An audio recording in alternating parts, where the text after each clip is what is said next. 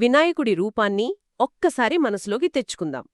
ఏనుగు తల, పెద్ద బొజ్జ, ఆ విరిగిన దంతం. అవును, ఆ బహుశా తూర్పు దేశాల దేవుళ్లలో ఇంత సులభంగా గుర్తించగలిగే రూపం మరొకటి లేదేమో. చాలా సౌమ్యంగా, స్నేహపూర్వకంగా కనిపిస్తారు కదా. నిజమే.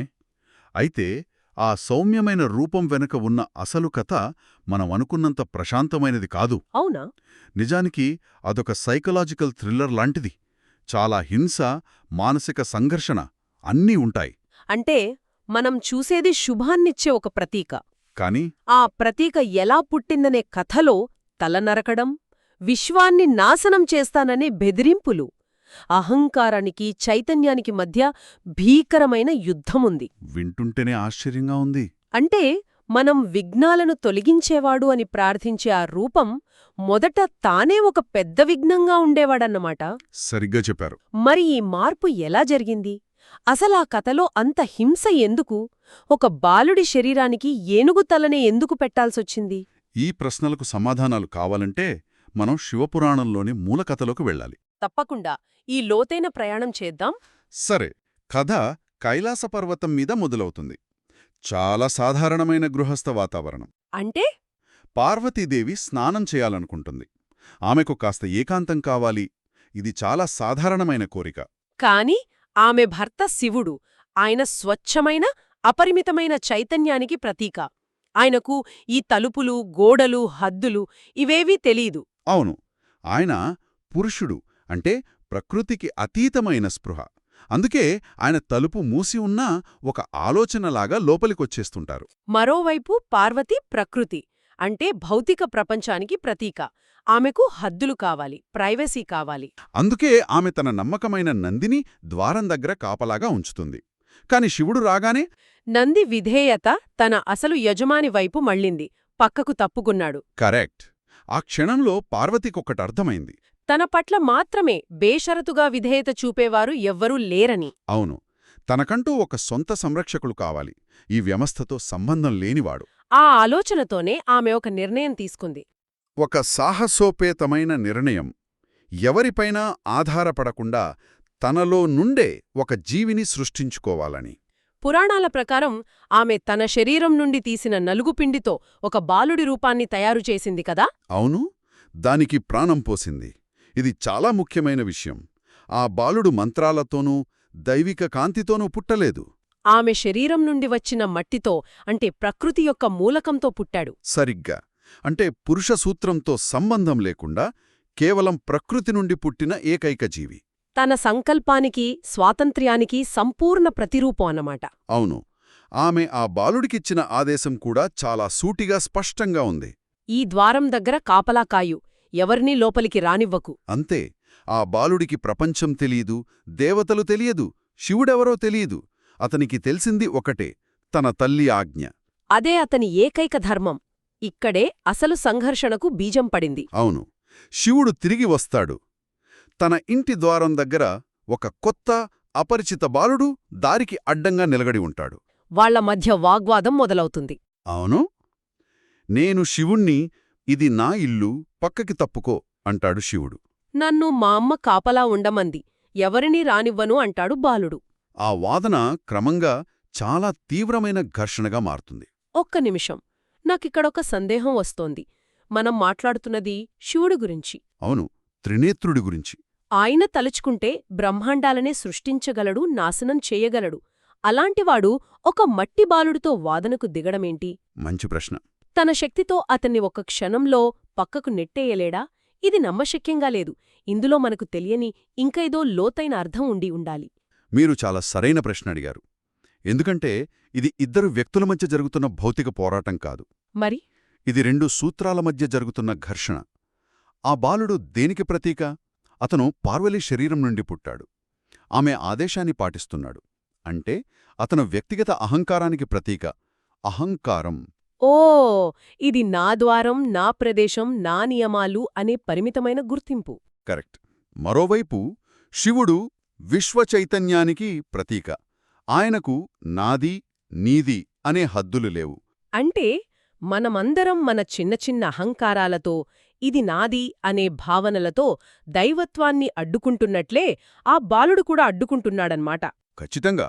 అందుకే శివుడు అతన్ని అంత సులభంగా పక్కకు నెట్టవేకపోయాడు. పైగా అతని వెనుక దేవిశక్తి కూడా ఉంది కదా. అవును, ప్రకృతి యొక్క శక్తి. అతను శివుడి సైన్యాన్ని, గణాలను కూడా ఓడించాడు. పరిస్థితి చేయిదాటిపోయింది. ఆ ప్రవాహాన్ని ఆపడానికి, ఆ అడ్డుగోడను బద్దులు కొట్టడానికి శివుడికి వేరే మార్గం కనిపించలేదు. అప్పుడు తన త్రిశూలాన్ని ప్రయోగించాడు. అవును, ప్రయోగించి ఆ బాలుడి శిరస్సును ఖండించాడు. ఇది వినడానికి చాలా క్రూరంగా, దిగ్భ్రాంతికరంగా ఉంది. కాని మీరు చెప్పిందాన్ని బట్టి చూస్తే బహుశా అసలు పాయింట్ ఆ బాలుడిని చంపడం కాదేమో. మరేమనుకుంటున్నారు? ఆ బాలుడు ప్రతీకగా ఉన్న అహంకారాన్ని నాశనం చెయ్యాలంటే దానికి కేంద్రమైన తలనే తీసేయాలి. బహుశా ఈ హింస వెనుక ఇంత పెద్ద తాత్వికత దాగి ఉందేమో. సరిగ్గా అదే. పురాణాల భాషలో శిరచ్ఛేదమనేది అహంకారం నుండి విముక్తికి ఒక శక్తివంతమైన రూపకం. నేను వేరు, ఈ విశ్వం వేరు అనే భావనకు కేంద్రం మన తల.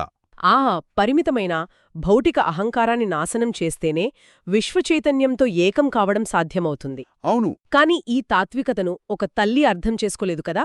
తన కళ్ల ముందే తన సృష్టి నాశనం కావడాన్ని చూసిన పార్వతీదేవి ఎలా స్పందించింది? ఆమె దుఃఖం, కోపం కట్టలు తెంచుకున్నాయి. ప్రకృతి ప్రకోపించింది. విశ్వాన్ని నాశనం చేస్తానని హెచ్చరించింది. తన సృష్టి నాశనమైతే తాను కూడా ఈ సర్వాన్ని నాశనం చేస్తానని, ప్రళయం సృష్టిస్తానని హెచ్చరించింది. ఆమె కేవలం ఒక దేవత కాదు, ఆమెయే మహాశక్తి. ఆమె సంకల్పం ముందు దేవతలంతా నిస్సహాయులయ్యారు. దీంతో విశ్వం మొత్తం ప్రమాదంలో పడింది. శివుడు ఆ బాలుణ్ణి మళ్లీ బతికిస్తానని పార్వతికి వాగ్దానం చేశాడు. కాని ఒక సమస్య ఉంది. అసలు తల అప్పటికే ఎటో కొట్టుకుపోయింది, నాశనమైంది. అప్పుడు శివుడేం చేశాడు? తన గణాలను పిలిచి, ఉత్తరం వైపు వెళ్ళండి, ఆ దిక్కున తలపెట్టి నిద్రిస్తున్న మొదటి జీవి తలను తీసుకురండి అని ఆదేశించాడు. ఉత్తరం దిక్కుకే ఎందుకు? దానికేమైనా ప్రత్యేకత ఉందా? యోగ సంప్రదాయాలలో ఉత్తరం ఆధ్యాత్మిక వికాసానికి, జ్ఞానానికి చిహ్నం. అది స్థిరత్వానికి కూడా ప్రతీక. సరే, గణాలు ఉత్తరం వైపు వెళ్లారు. వారికి ఒక ఏనుగు కనిపించింది. వాళ్లు దాని తలను తీసుకువచ్చారు. ఇక్కడే కథ మరింత వింతంగా మారుతుంది. అవును. ఒక బాలుడి శరీరానికి ఏనుగు తల. ఇది ఎందుకు సరైన ప్రత్యామ్నాయం అయ్యింది? పైకి చూస్తే ఇది చాలా అసంగతంగా అనిపిస్తోంది. దృశ్యపరంగా అది వింతే, కాని దాని వెనక ఉన్న ప్రతీకవాదం చాలా గాఢమైనది. ఈ మార్పు కేవలం ఒక అవయవాన్ని మార్చడం కాదు. మరి ఇది ఒక చిన్న, పరిమితమైన బుద్ధి నుండి ఒక పెద్ద, విశ్వవ్యాప్తమైన బుద్ధికి, అంటే మహత్కు మారడాన్ని సూచిస్తోంది. ఆ ఏనుగుతల లక్షణాలను చూస్తే ఇది మనకు అర్థమవుతోంది అంటున్నారు. ఖచ్చితంగా.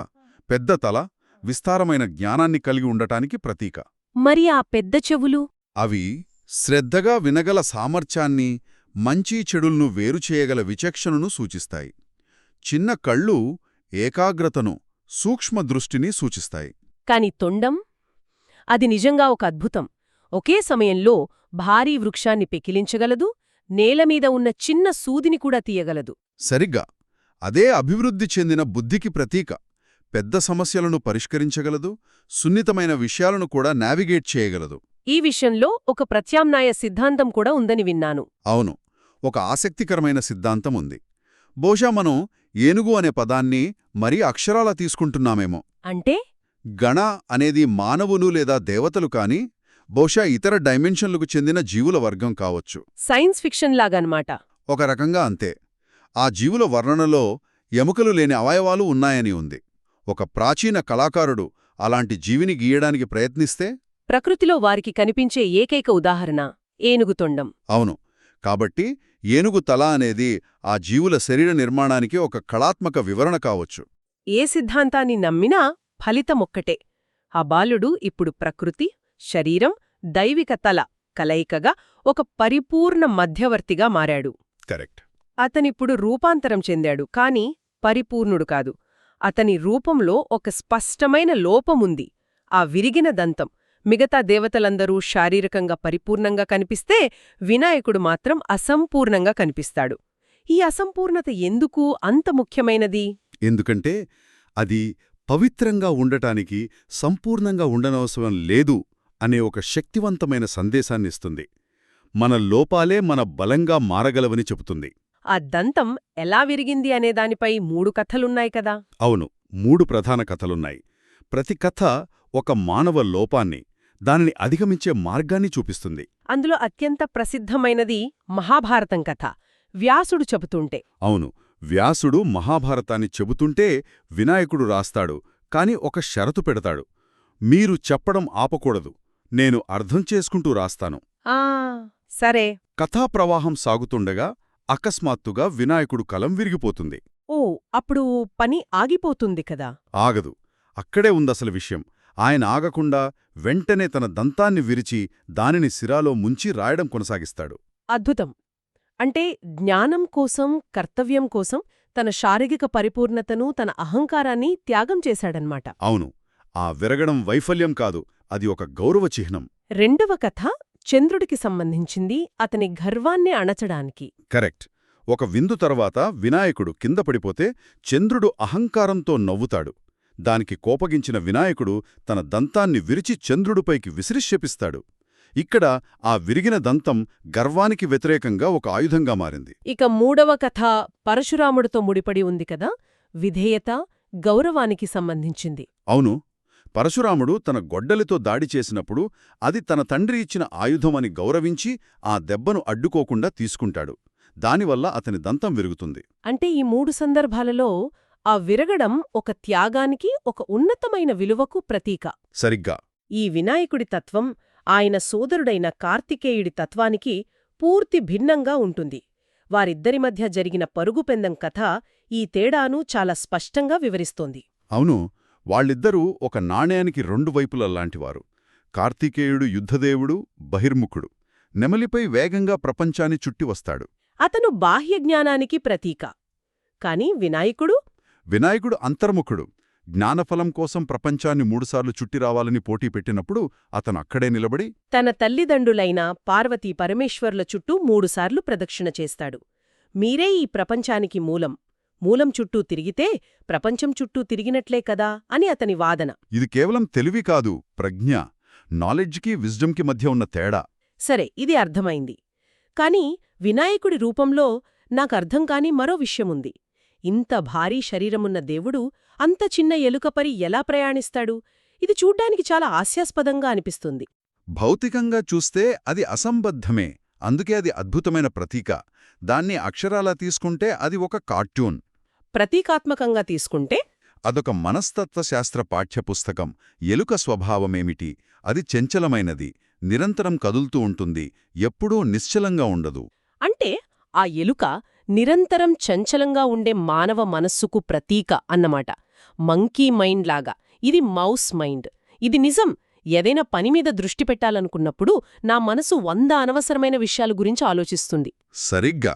వినాయకుడు ఎలుక మీద స్వారీ చేయడమంటే బుద్ధి, వివేకం, మనస్సును నియంత్రించడం. ఆయన ఎలుకను చంపడం లేదు, అణచివేయడం లేదు, దానికి సరైన మార్గాన్ని చూపిస్తున్నాడు. ఒకవేళ ఎలుక ఏనుగు మీద స్వారీ చేస్తే అది గందరగోళం. మన ఆందోళనలు, భయాలు మన జీవితాన్ని నడిపించినట్లు. ఖచ్చితంగా. ఇది మనల్ని ఆయన ప్రాథమిక విధి దగ్గరకు తీసుకువస్తుంది. ఆయన కేవలం విఘ్నహర్త, అడ్డంకులను తొలగించేవాడు మాత్రమే కాదు, విఘ్నకర్త, అడ్డంకులను సృష్టించేవాడు కూడా అంటారు. ఇది కొంచెం గందరగోళంగా ఉంది. ఎందుకంటే ఆయన ఒక ఫిల్టర్ లాంటివాడు. ఏదైనా కార్యాన్ని మనం అహంకారంతో, తొందరపాటుతో ప్రారంభిస్తే ఆయన ఒక అడ్డంకిని సృష్టిస్తాడు, మనల్ని దారిలో ఆపుతాడు. అవును, ఆయన్ని మొదట పూజించడమనేది ఒక ఆచారం మాత్రమే కాదు, అది ఒక మానసిక విరామం. ఒక్క నిమిషం ఆగు, నీ ఉద్దేశ్యాలు సరైనవేనా, నువ్వు సిద్ధంగా ఉన్నావా అని మనల్ని మనం ప్రశ్నించుకోవడానికి అది ఒక అవకాశం. అంటే పునాది సరిగ్గా లేకపోతే భవనం కూలిపోతుందని హెచ్చరించే ఒక అంతర్గత వ్యవస్థలాంటిది. ఒకసారి శివుడు కూడా ఈ నియమాన్ని మరచిపోయి యుద్ధానికి వెళ్ళినప్పుడు ఆయన రథచక్రం విరిగిపోయిన కథ కూడా ఉంది కదా. అవును, సన్నద్ధత అనే సూత్రం అందరికీ వర్తిస్తుంది. బుద్ధిని సమలేఖనం చేసుకోకుండా ముందుకు వెళితే చక్రాలు ఊడిపోతాయి. ఈ చర్చంతా వినాయకుడిని చూసే దృక్పథాన్ని పూర్తిగా మార్చేసింది. ఇది మాయాజాలం కాదు, మనస్తత్వానికి సంబంధించిన విషయం. ఈ చర్చ నుండి మనం నేర్చుకున్న ముఖ్య పాఠాలను సంగ్రహిస్తే, నా ఉద్దేశంలో అతిపెద్ద పాఠం విరిగిన దంతం, తత్వశాస్త్రం. ఏవైనా ప్రారంభించడానికి మనం పరిపూర్ణంగా ఉండాలని అనుకుంటాం. కాని వినాయకుడి చెప్పేదేమిటంటే అక్కర్లేదు. అయినా సరే మొదలుపెట్టాలి. నీ కలం విరిగితే నీ దంతాన్నే ఉపయోగించు. నీ అసంపూర్ణతలనే సాధనాలుగా వాడుకో. సరిగ్గా. రెండవది, అడ్డంకులు మన శత్రువులు కాదు, అవి మనల్ని ఆలోచింపజేయడానికొచ్చే ఫిల్టర్లు. అవును, మనల్ని మనం సరిదిద్దుకోవడానికి. ఇక మూడవది, ఎలుకను గుర్తుంచుకోండి. మనస్సు చంచలంగా ఉండడం సహజం. దానిని అణచివేయడానికి ప్రయత్నించొద్దు. దానిని ఎలా నడిపించాలో నేర్చుకోవాలి. ఎలుకపై స్వారీ చేయి, విరిగిన దంతాన్ని స్వీకరించు, మరియు ముందుకు వెళ్లే ముందు ఒక్క క్షణం ఆగి ఆలోచించు. ఈ పురాణాన్ని ఇంత లోతుగా అర్థం చేసుకోవడంలో సహాయం చేసినందుకు ధన్యవాదాలు. నాకు సంతోషం. ముగించే ముందు ఒక ఆఖరి ఆలోచన. బహుశా వినాయకుడు తొలగించే అతిపెద్ద అడ్డంకి బయట ఉండేది కాదేమో. మరి ఏదైనా మొదలుపెట్టడానికి ముందు మనం అడ్డంకులు లేకుండా ఉండాలి, పరిపూర్ణంగా ఉండాలి అనే మన నమ్మకమే అతిపెద్ద అడ్డంకి. బహుశా ఆయన తొలగించేది ఆ అడ్డంకినేనేమో. ఇది ఒక అద్భుతమైన ముగింపు. వింటున్న వారందరికీ మీ రోజులోని మిగిలిన పనుల్లోకి వెళ్లే ముందు ఈ ఆలోచనతో ఒక్క క్షణం గడపండి. మరో ఆసక్తికరమైన అంశంతో మళ్ళీ కలుద్దాం.